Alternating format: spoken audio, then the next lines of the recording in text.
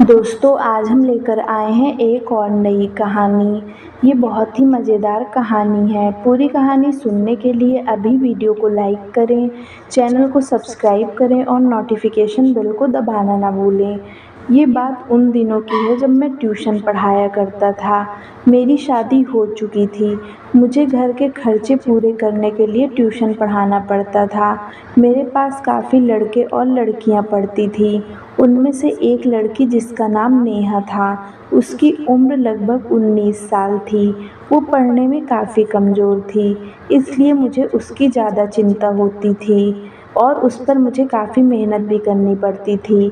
वो मेरी पत्नी से घुली-मिली थी, लेकिन उसकी हरकतें मुझे अजीब-सी लगती थी, लेकिन वो बहुत खूबसूरत थी।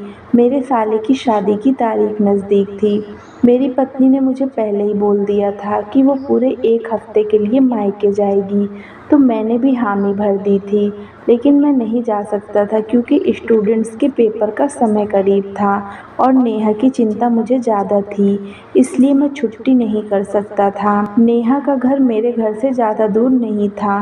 वो आजकल काफ़ी देर तक मेरे पास रहकर अपने एग्ज़ाम की तैयारी करती थी। साले की शादी की वजह से मेरी पत्नी मायके चली गई थी। मैं घर पर अकेला ही था। मेरे स्टूडेंट रात को देर तक मेरे साथ होते थे। एक दिन मैंने नेहा से कहा कि तुम बहुत धीरे-धीरे कोर्स कंप्लीट कर रही हो। एग्ज़ाम बहुत करीब हैं, अब तुमको ज़्यादा समय देना होगा। उसने कहा मैं क्या करूं? मैंने कहा रात को ज़्यादा देर तक पढ़ा करो, तो उसने भी हामी भर दी। फिर उसी दिन मैंने अपने स्टूडेंट से कहा कि आप लोग अब जल्दी घर चले जाया करो, क्योंकि मेरी नींद पूरी नहीं हो पाती है और आप लोगों की तैयारी लगभग पूरी हो चुकी है। इसलिए अगर आपको ज़्यादा देर तक पढ़ना है तो अपने घर पर पढ़ा करो। सब स्टूडेंट इस बात को लेकर तैयार हो गए। मेरा असल में मकसद नेहा के साथ वक्त गुजारना था। उसके अगले दिन से मेरे स्टूडेंट जल्दी घर जाने लगे और मुझे काफ़ी समय नेहा के साथ मिलने लगा। अगले दिन नेहा ने मुझसे कहा आज वो देर तक मेरे पास रुकेगी और पढ़ाई करेगी, क्योंकि मेरे सारे घर वाले एक शादी में जा रहे हैं और रात को बहुत देर से घर वापस आएंगे। जब मेरे भैया लेने आएंगे तो मैं चली जाऊंगी, क्योंकि मेरी पत्नी से नेहा की अच्छी दोस्ती थी और नेहा के घर वाले रात मेरे पास होने पर चिंता नहीं करते थे और वैसे भी उनको इस बात की जानकारी नहीं थी कि मेरी पत्नी आजकल अपने मायके में है। नेहा ने एकदम टाइट सलवार और कमीज़ पहनी हुई थी, जिसकी वजह से वो बहुत खूबसूरत लग रही थी।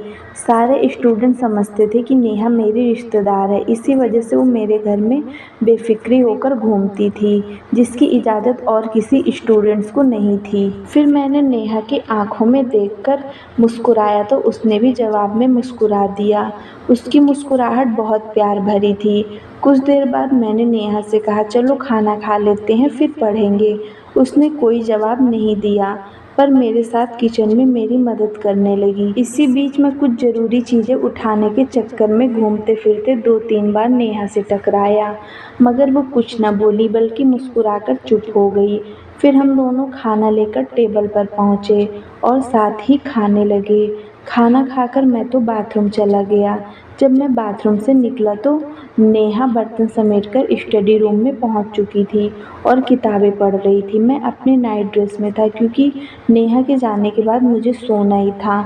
नेहा ने मुझे नहीं देखा था। मैंने उससे पूछा क्या पढ़ रही हो, तो वो एकदम चौंक कर मुझे देखने लगी और फिर खुद को संभालते हुए कहने लगी कुछ नहीं, बस यूं ही। मैंने कहा चलो अब पढ़ाई शुरू करते हैं। उसने किताब बंद करके मुझसे दूर रख दी और अपनी दूसरी एक किताब उठाकर पढ़ने लगी। मैंने उससे कहा नेहा वो किताब देना जो तुम अभी पढ़ रही थी। ये सुनते ही वो एकदम घबरा गई और मुझसे कहने लगी सर ये हमारे कोर्स की नहीं है, गलती से मैं इसे साथ ले आई हूँ। मैंने कहा वो किताब ही है ना, मुझे दो तो सही। उसने न चाहते हुए भी किताब मेरे हाथ में रख दी। उस किताब का कोई टाइटल नहीं था। मैंने जब उस किताब को खोला तो उसमें गंदी गंदी तस्वीरें बनी हुई थी। मैंने नेहा की तरफ देखा तो उसकी नज़रें नीचे हो गईं और उसका चेहरा लाल हो गया। मैं धीरे से चलता हुआ उसके पास पहुंचा तो मुझे पता चला कि उसकी सांसें भी काफ़ी तेज चल रही थी। मैंने उसके बराबर बैठकर उसका हाथ पकड़ा और प्यार से समझाने लगा कि इन सब गंदी किताबें पढ़ने से तुम्हारी पढ़ाई खराब हो जाएगी। तुम ऐसी किताबें पढ़ती हो इसलिए तुम पढ़ाई में कमज़ोर हो। नेहा ने मुझसे माफ़ी मांगी कि मैं अब दोबारा इस तरह की किताबें नहीं पढ़ूंगी।